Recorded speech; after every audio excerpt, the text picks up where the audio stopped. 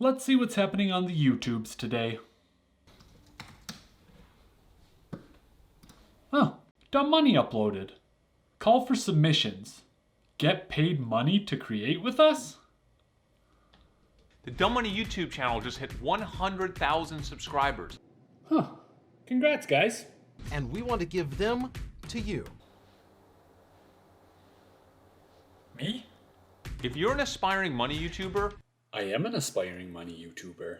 We want to hire you for the opportunity of a lifetime. I'm listening. Whether you're into personal finance I have 35 personal finance apps on my phone if that counts. or the stock market, Yeah? Reselling thrift store finds, I do that too. Pokemon cards, tracking credit card points, or meme stocks. I like the stonks. We're interested. You bring the idea and the personality. we'll give you the audience with your own show on the Dumb Money YouTube channel. Count me in. All right. Dumb money ideas. Dumb money ideas. Most of financial YouTube is covered except what we don't know about. So, what's the deal with money? Huh? Sure is dumb. No. I would love to see TikTokers apply, right? Well, I did have that one TikTok that got 19,000 views, but I'm not really a TikToker. Dumb money, dumb money, dumb. Like for me, I think NFTs are going to blow up the next decade. I tried to get a Crypto Dave, but I failed at that, and I don't know enough about NFTs to make a whole show about it. Heads. Someone needs to show the dedication already ahead of time, that they're willing to make it a priority.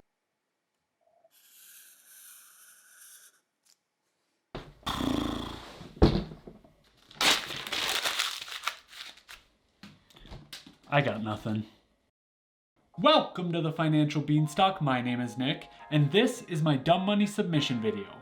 First things first, let's get that signature Dumb Money color in the background. That's better.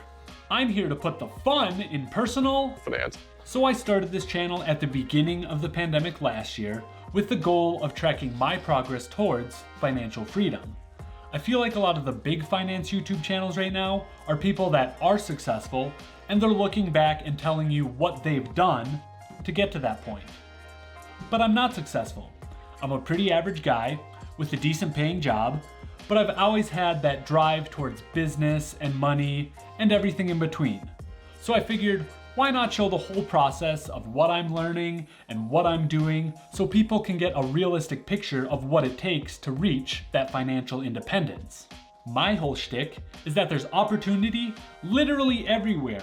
I mean, I still do 50-cent surveys because that's extra money that I didn't get for my job that I can put into these other endeavors to reach my goals faster. I've always been a jack of all trades, master of none type of person, so I'm putting anything and everything to the test. Well, almost anything. From Dave Ramsey to deep effing value, I think there's something to be learned from everyone in this space. But with all these different topics and ideas, how do you know what actually works? Sure, there's courses out there, but let's be honest, a lot of them are just get-rich-quick scams, and the average person isn't going to pay for a course. So let's realistically see what works for free on YouTube. Hopefully by doing this, the people watching find at least one thing to apply to their own finances. I mean, that's why it's called personal finance, right? It's what works for you. But how will you know what works for you if you don't even know what's out there? So my goal is to learn everything out there so you don't have to. Basically like a financial guinea pig. Crap, am I gonna have to change my channel name now? I already made t-shirts. I have a note in my phone from April 7th, 2017, where I just wrote down, letmetrythat.com and givemeaweek.com. I had no idea what it was gonna be back then, and I never actually bought a domain name, but here I am in 2021, and I think this is it. Just trying different things in the personal finance space and seeing what works. There's also room for the Dumb Money community to be involved with my show as well, with generating ideas, or if we have a couple ideas, have the community vote on what I'm actually going to try.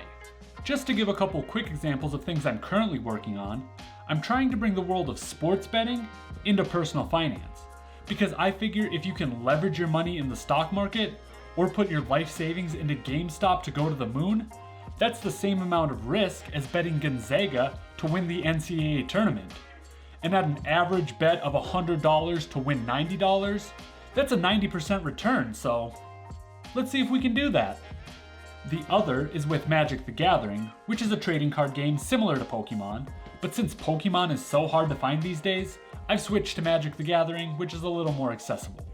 And a quick example of what I did with this, I noticed the expected value of the cards in a sealed booster box of a certain set was rising, so I was going to buy a couple boxes and hold on to them. But apparently other people noticed that as well because they originally retailed for around $100. Right after I was going to buy them, they were sold out everywhere I looked, and they were online for around $130 to $150. So there's opportunity there too. So there you have it. There's my pitch. I also think there's potential for the 3 new shows on the Dumb Money channel to do some sort of roundtable discussion or podcast, since I imagine they'll all have different views on money that it could make for some interesting content. I truly appreciate everything you guys are doing, and I'll be active in the Discord, spreading what I'm learning, even if I don't get my own show.